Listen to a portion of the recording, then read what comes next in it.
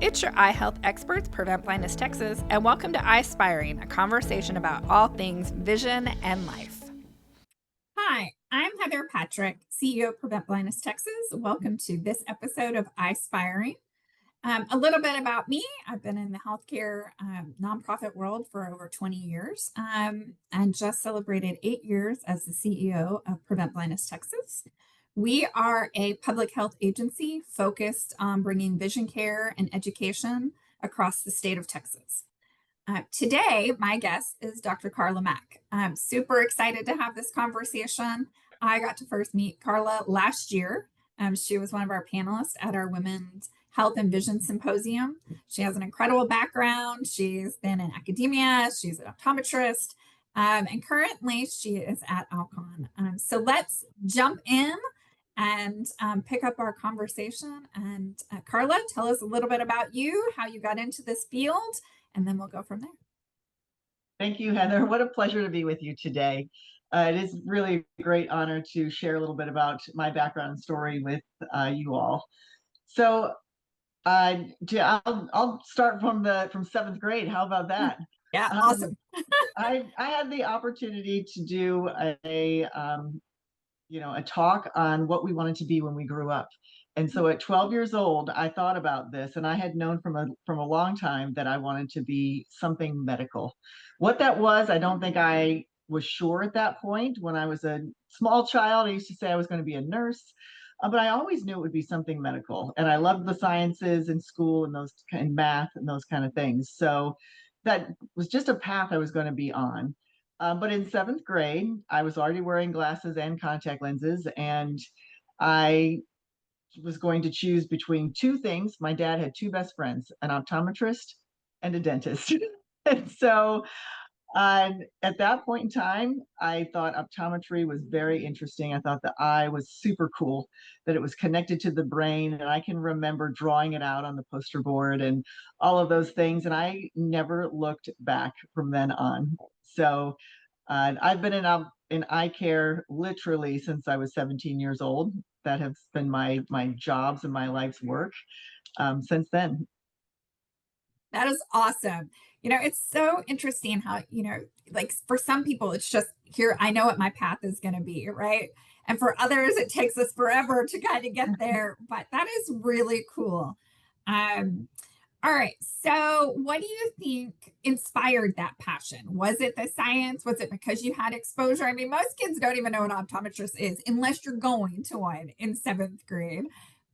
So what do you think really drove that passion for the science?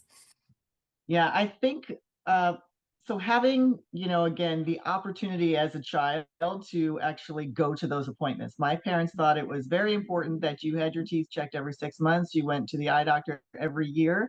Yeah. And most kids don't have that opportunity, right? Many don't have that opportunity. And even if they do, sometimes the importance isn't known. So they still skip out on those appointments. And I was just honestly lucky enough to have a family who believed in that, knew it was important. And so was never scared of either of those individuals or the appointments, and actually looked forward to them every year. But I will say, I think also, going through that stage where you can't see things very well, and then you get your first pair of glasses. And this is, of course, back in the day when there were no cool glasses. They were not something you looked forward to wearing.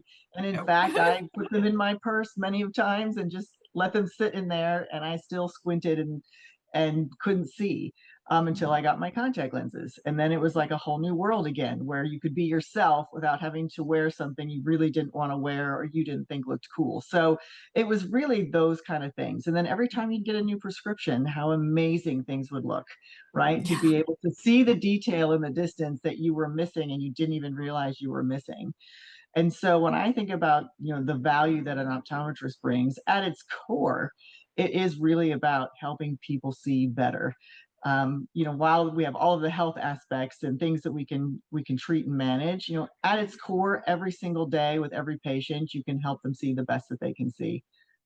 Yeah, I love that. And I do. I'm right there with you. I failed the screening in first grade, and I had terrible vision. Even as a kid, I couldn't see the big E. So yes, I had very, very thick glasses. You're right. There were no cool glasses back then. There were none. No. But it's so cool how that has totally changed, right? In this day and age, not only are there fabulous choices, but just some people wear them just because they are so fashionable. So that's been, I think, fun to watch over the years too, just how the fashion of it has changed. That's been pretty cool. Yes. What continues to inspire you today in your work with eye care professionals around the world? Yeah. So if we move forward a little bit, I was in academic for 14 years, the first 14 years of my career. I did a disease-based, hospital-based residency, and I thought I would surely work in an ophthalmology, fast-paced practice, and see, eyes that needed help all day long. In the end, what I ended up doing was staying at Ohio State University at the College of Optometry. And once I was done with my residency, and I ended up staying for 14 years. So I actually loved the teaching aspect. I really did love patient care.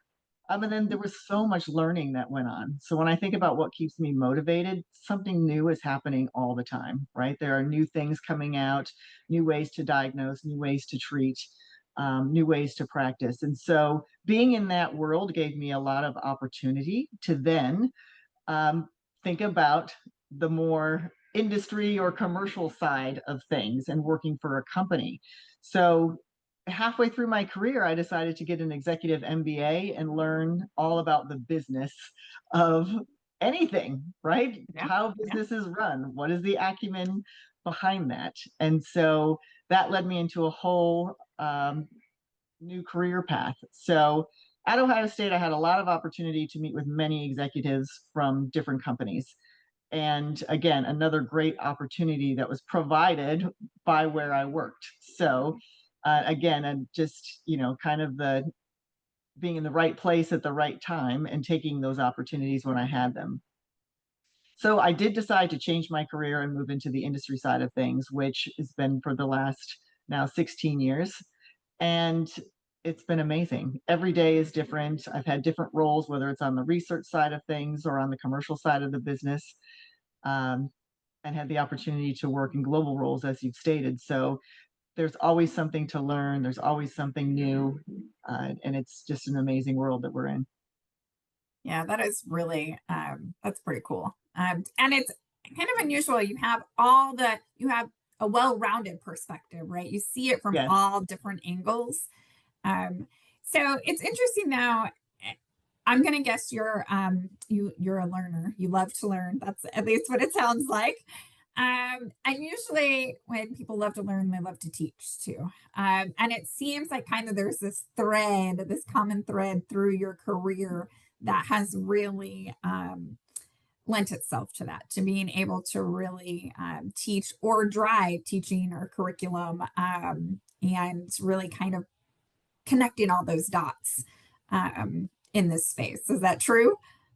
That is true, Heather. And I would say, working in the corporate setting like I'm in now, we always have new people coming in from, other roles, other jobs, other things where maybe eyes were not the focus, right? Yeah. It could have Yeah. been a more consumer oriented type of job or role that they had previously, and now they're into something medical. And of course, we're on the eye care side of the business. So, yeah, we're always teaching, we're always learning new things. It's exactly correct. Yeah. Yeah.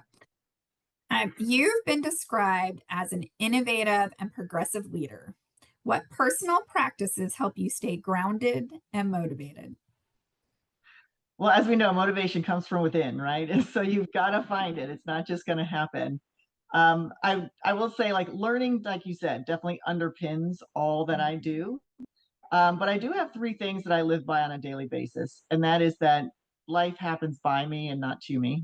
So Mhm. that is one thing that I just always think I have an option, I have a say. That might be to do nothing, it might be to do something, but it's always that you have a choice in things. And it does allow me to not be a victim around, circumstances, right? It's easy to go down that path sometimes, but I would say I definitely am a life happens by me and not to me kind of person. I think that second, getting out of your comfort zone. um, is super important. Try new things, whether they're small, whether they're big. I think it's very important to keep expanding that person that you are. And then third, it's the company that you keep. So I Mm, think that the people around you in your inner circle, yeah. some people like to call it your own personal board of directors, right? But those Yeah. people that you keep close to you Yeah. are, again, also very important. And it doesn't mean they're always going to be the same ones. As you grow, sometimes some of those people don't grow with you.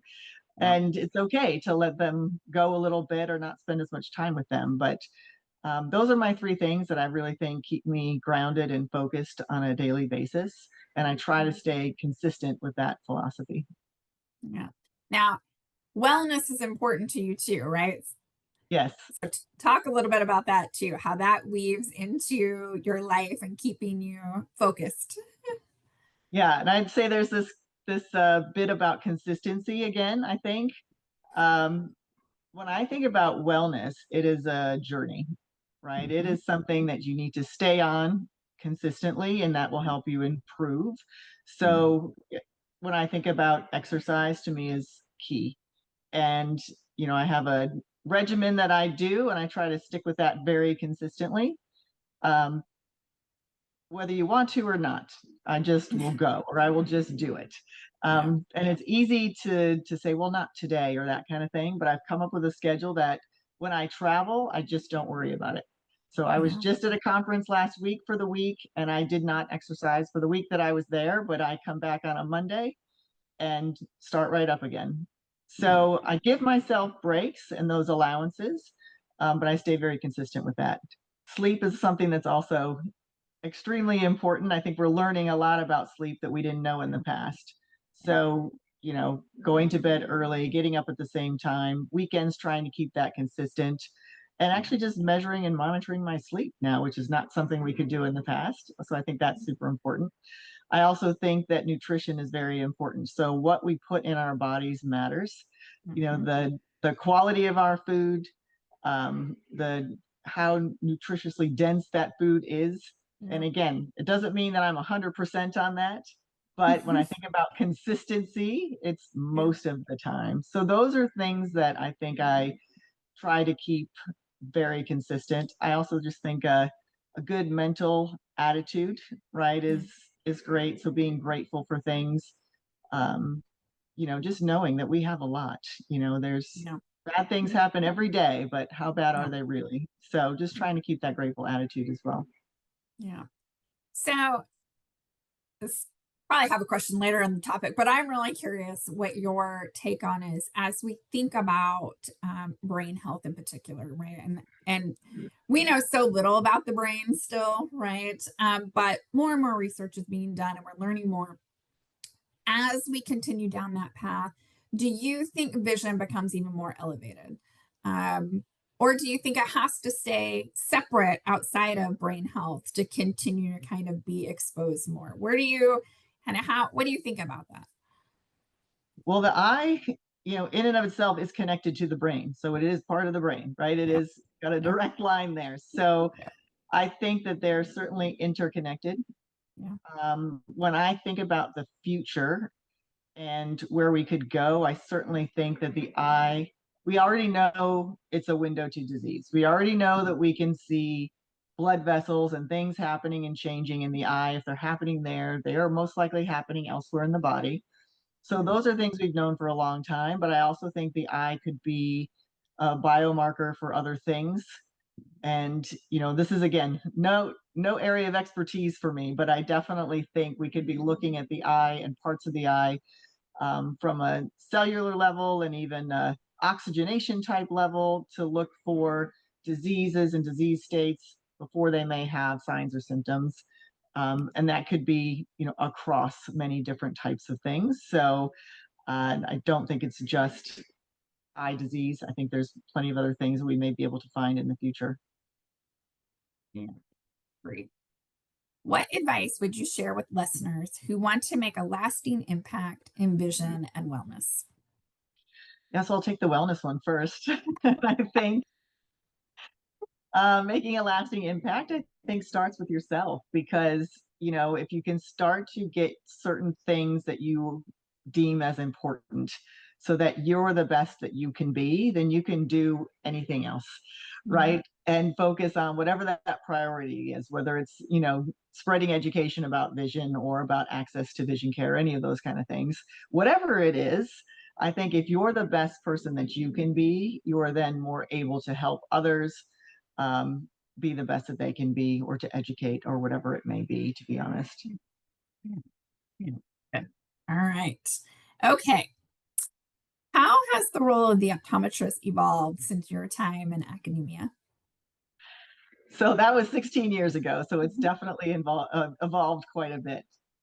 First I could say there's certainly many new treatment options out today.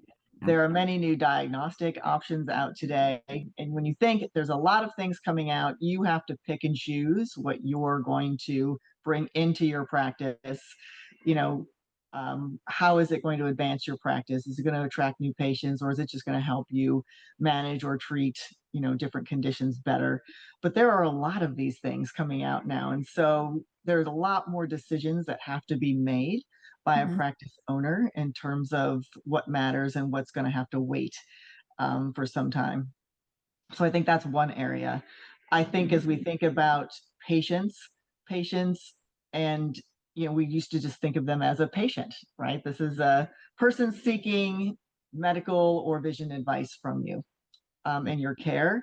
Now I think we need to think about patients as consumers, right? Consumers want things differently. We live in a completely different world of digital technology, AI, all the things that have happened in the last few years and are happening rapidly. How does that spill over to your practice, right? How can you help get that patient what they need more efficiently on their time?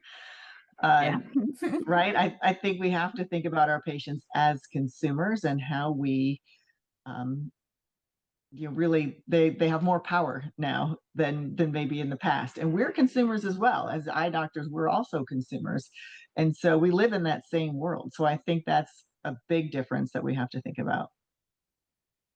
And it sets your approach a little bit differently when you do consider them as consumers, right? You look at things differently, probably more from a business perspective too, right? When than just being a patient. So I think that's great perspective. Um, how can optometrists better advocate for themselves and their patients within the broader healthcare system? Yeah, that's a loaded question. I think it's a broad question, Yeah. but I think at its core it is about whatever community you're involved and engaged with, where you practice. I think it's getting to know the community around you. So, one, I would start with the doctors that have other specialties and Mhm. making sure that you're engaging with them and forming relationships with them and sharing what you do and what you're bringing to that community. How do your patients cross over? How might you share and refer patients to each other? But I do think there's education that happens there as well, that you can do certain things and they may tell you they can do certain things that you weren't aware of as well. So I think there's a great opportunity to just connect and communicate and educate from a level of one, just providers. And if we could get everyone to do that, I think that would, raise all tides here, I think, from a how to be more connected and how to help the community. Yeah. Yeah. All comes back to relationships and connections, doesn't It it? really does. Yeah. Yep. What opportunities do you see for eye care professionals to lead in areas like public health, wellness, or technology? Yeah, I think you've got to choose something that you're passionate about or you want to learn about, because each of those different areas is pretty different. Mhm. At some point, they may all cross over each other, but I do think at some point you kind of have to find what's a passion area of yours. For me, that might be the wellness area, and if that's the Yeah. case, I'm going to make sure I talk about that to all of my patients. I would probably be talking to my staff about it as well, right? I do think there's just a common thread, and maybe you want people like you that carry that same kind of thought about whatever it is you're passionate about. So I think it's choose an area and maybe go a bit deeper on that area versus trying to be the expert on everything. But again, it all comes down to relationships and connections, like you said. Find some other partners within where you reside and the people that you can touch, and go that direction. Good. What are the most important skills or mindsets you think emerging optometrists and eye care professionals should develop? So I think in and of itself, you have to have a focus on your patient or your customer. They have to always be first, right? And I might say consumer, even, right? So be relentlessly focused on your patients, however you want to look at them, customers, consumers, patients, but focus on them. If you do right by them, you will always be successful. So I would say that. But second, you have to be adaptable, Mhm. right? What you What do you mean by learn that? Yeah. well, what you learned in school is great, but also know that all the information is going to be changing over Mhm. time. We're going to learn new things, even maybe how we practice as we think about how do we expand our reach and how do we create access? Well, that might get into the digital space that sometimes makes people uncomfortable. But I think we have to embrace areas that can really help reach more patients, that will get more patients engaged in eye care, who may be just not engaged in it at all at this point. So I think it's being adaptable to learning, to changing, um, and just being focused on the patient. Yeah, that's good. Good advice. Um, you've had a fascinating career bridging academia, patient care, and global industry leadership. How do you see those worlds all coming together and improving eye health, which I think is kind of this role for you, and that's what you're doing. So, what are kind Yeah. of the big things you're driving forward to ultimately improve eye health globally?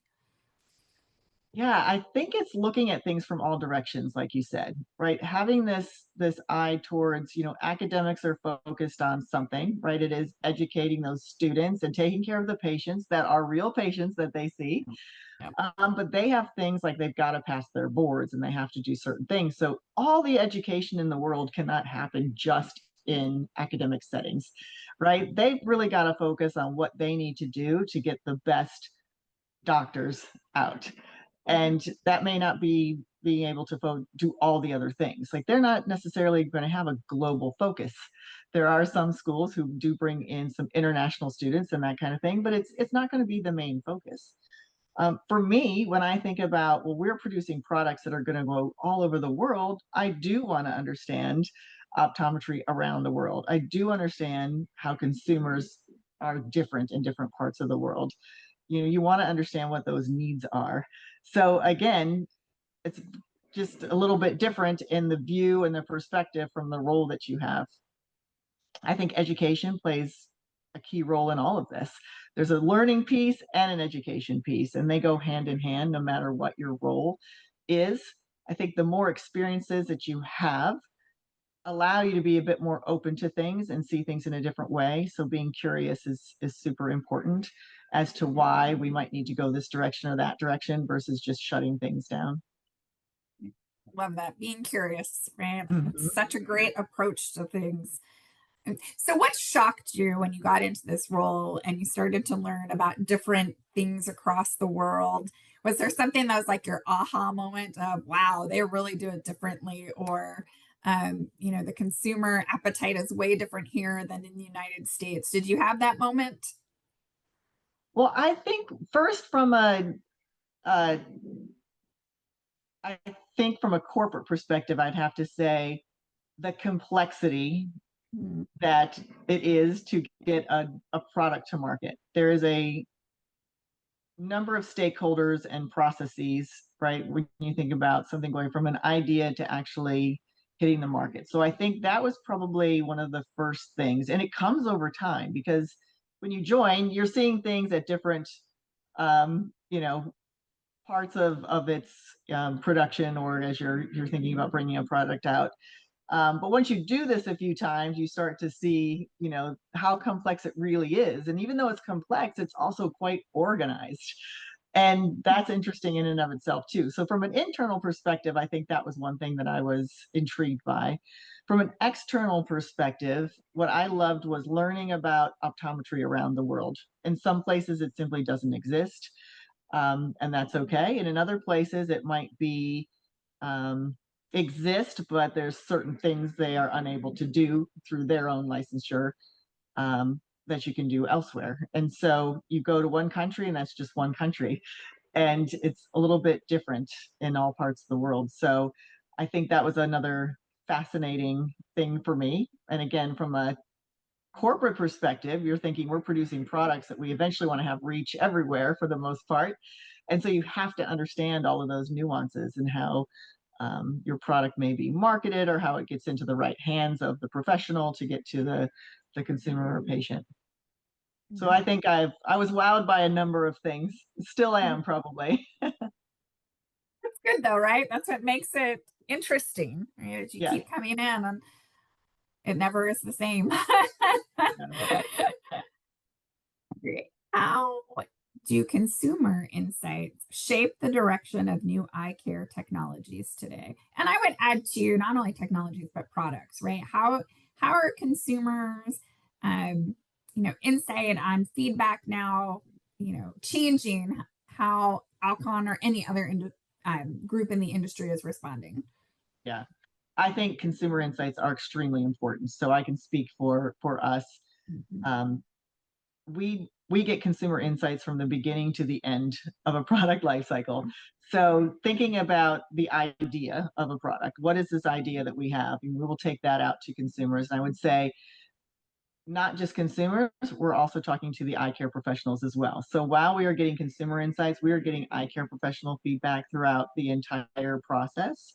The phased approach of launching a product and the different stages it goes through, but it does start at the ideation stage.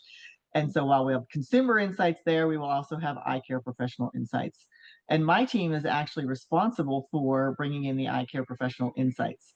So we may do market research, which is a group right at Alcon that Yep, will yep. go out and get those insights, but they're often partnering with us first as they're thinking about the questions they should ask and how they should phrase the questions to make sure that they're correct.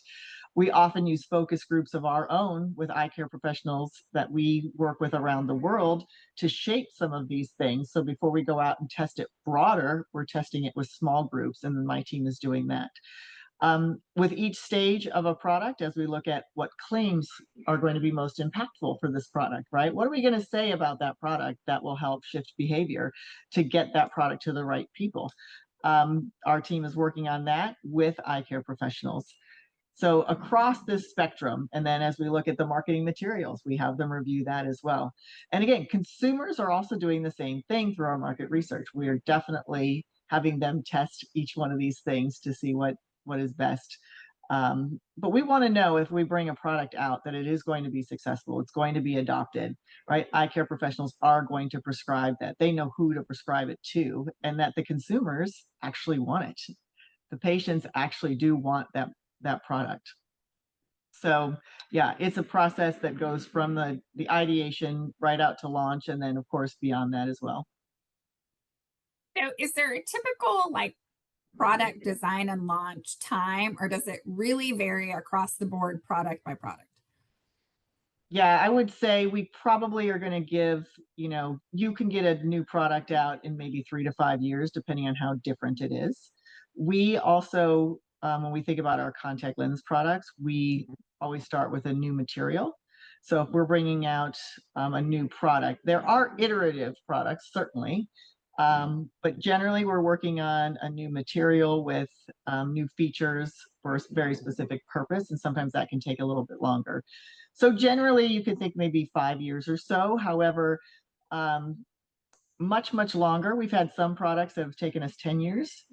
Um, Also, this is some very interesting information that I've heard recently. So in 2011, there was a paper that was published that said it can take 17 years for a product from an ideation state to actually reach the consumers and have some impact. And that was just in medicine in general. 17 years is a long time. And It's a that's to long really think time. about having impact. James Wolfson, Professor James Wolfson out of Aston University, is also doing his own work, and he's been talking about this a little bit. And he said from an eye care or an optometry space, it can sometimes be longer. And when he thinks about impact, that's reaching 40 to 60% of the right population. And so he said he doesn't look at 40, he looks at 60%, which can take even longer. So there's that ideation to just getting it on the market, and then there's that adoption period, right?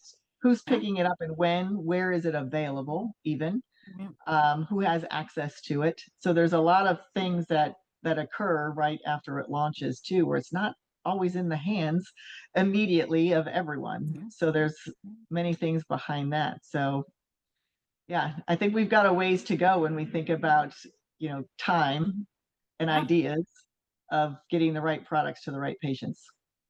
Well, and it's amazing because when you think about all that, even in the last 5 years, how much has changed and evolved, right? And you start here 10 years ago and to put it to market, and so many things have changed, which I would think would make it challenging when you really think about just what happens in a decade. And I think, especially just because of how much has changed in the last 5 years, just in healthcare alone.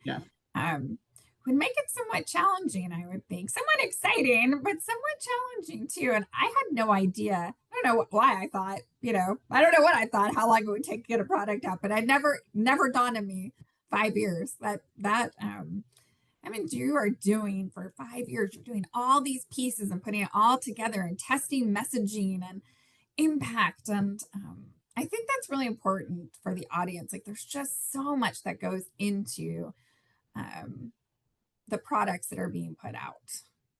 And at any given time, we have about 90 different ideas that are in this, pipeline funnel that you can think about, right? So they're all at different stages and different phases. And what we want to do is make sure that we're being, risky enough, that we're trying to think about, will this really work? And can we push the limits here to make something improved or better or have a better outcome for an individual? But then we're also, looking at when do you cut that project, right? When is it just not going to work, so that you're not wasting money here and you can put it somewhere else? So again, if we've got 90 plus things always in the hopper, only a few make it out the other side. And so we've got to think about, when do you actually cut a project? How quickly do you do that? And making sure that those processes are really well laid out as well. Yeah, it's like a giant puzzle, and I'm always trying to put the pieces together. That's pretty amazing. How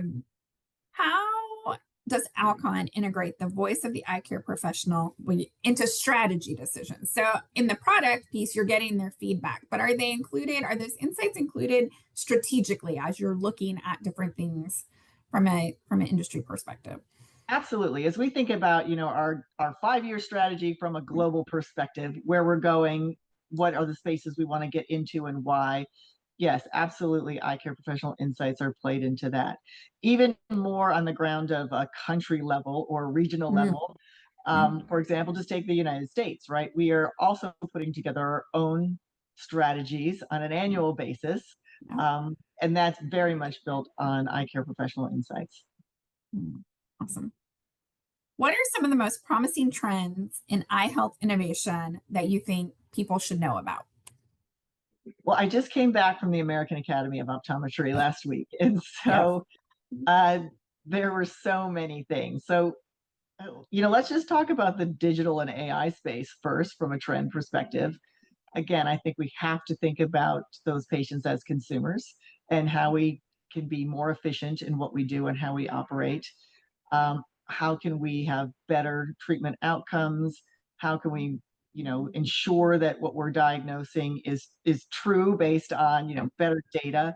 So I think that from a digital and an AI perspective, that's just an area that's going to, rapidly change the landscape. I think we have to think about it from an access perspective. As I said, we're not going to have doctors everywhere, but we've got more and more people who need care in places that maybe doctors don't want to live, right? They're far out there, or, patients or consumers can't actually travel in to get to those, places where the doctors are. So it's just, even from an access perspective, I think that's very important. So I think those can really help us improve care, the quality and the quantity of care that we can prescribe or get to patients. Um, in other areas, boy, there's just so many different things, from biologics to you know, nutraceutical kind of things that are coming out that are new and different. We're learning a lot there.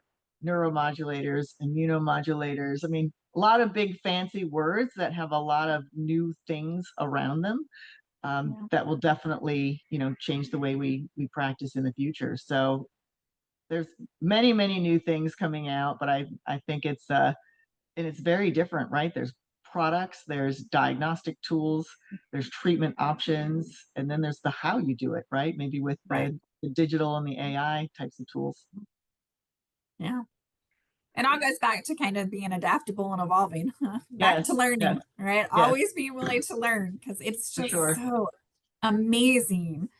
The pace, I think, that things are changing and evolving right now too in healthcare is pretty incredible. All right. So one last question.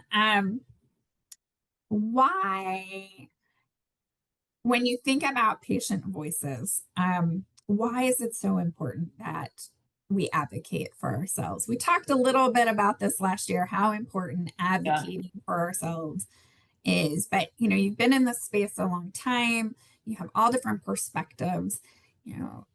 In terms of being empowered as a patient, talk about why it's important to use your voice. Yeah, I mean, I tend to think at the end of the day, the more you can advocate for yourself, the better off you're going to be, right? And I realize that not every patient can do that, or every person can do that, and they need voices for them. Yeah. But I think to just only trust the individual that you're with, the doctor or whomever, or person that's, the staff person, you have to ask questions. If something doesn't feel right, you have to actually dig into that a bit. We know our bodies the best of anyone. Um, and medicine is always evolving. They're not in your head. They're not feeling what you feel. I like to bring up the story of my mother, who was misdiagnosed from Parkinson's disease for 5 years.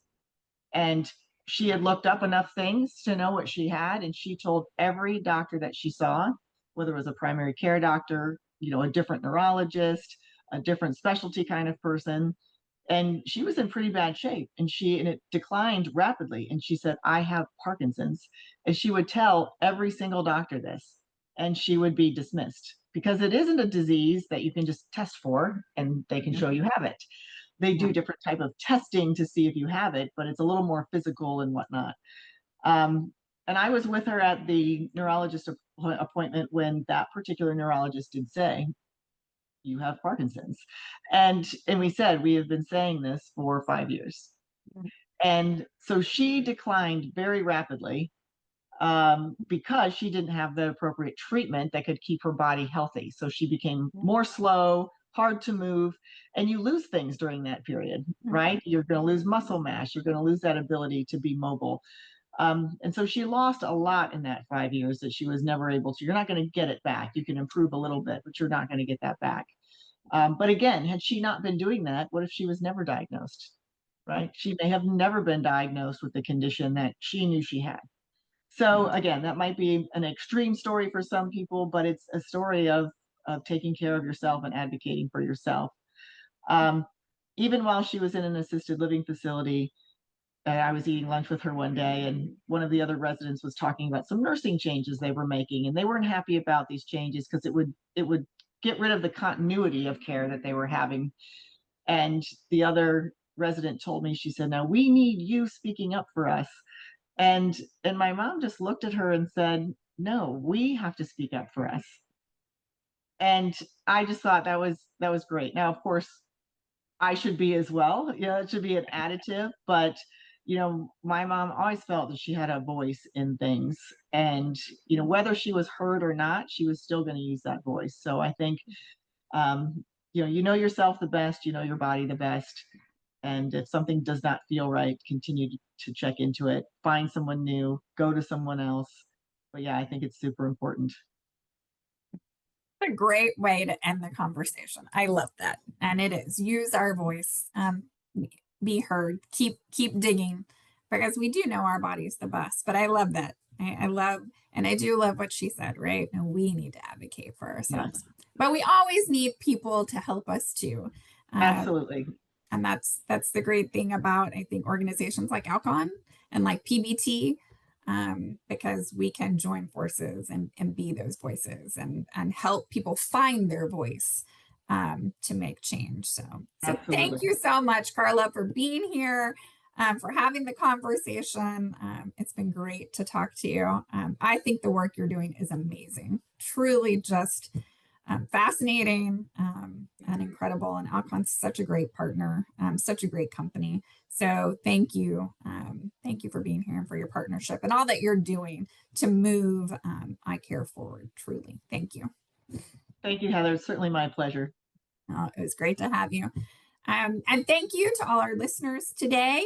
You can always reach us on our website, shoot us an email. We are always looking for people to get involved with the PBT family. There's so many different opportunities: volunteer, be a donor, come to one of our events, get trained and certified as a screener, all different ways to support us and engage with us and be a part of the conversation. So thank you again, Carla. Thank you to all of you listening today. As always, you can follow us on Eyespiring, and we always end with, tell us what your vision is. Thanks and have a great day.